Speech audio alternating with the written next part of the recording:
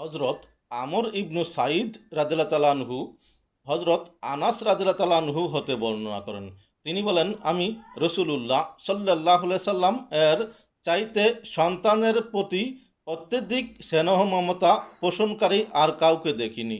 তার পুত্র ইব্রাহিম রহমতুল্লাহ আলাইহি মদিনার উঁচু প্রান্তে দাত্রী মায়ের কাছে দুধ পান করতেন। তিনি সেখানে গমন করতেন এবং আমরাও তার সঙ্গে গমন করতাম। তিনি উক্ত গৃহে প্রবেশ করতেন, অথচ সেই গৃহটি দোয়ায় আচ্ছন্ন থাকত, কারণ ইব্রাহিম রহমতুল্লাহ আলাইহি এর দাত্রী মায়ের স্বামী ছিল একজন কর্মকার। রসুলুল্লাহ সাল্লাল্লাহু আলাইহি সাল্লাম ইব্রাহিম রহমতুল্লাহ আলাইহিকে কোলে তুলে নিতেন এবং আদর করে চুমু দিতেন, অতঃপর ফিরে আসতেন।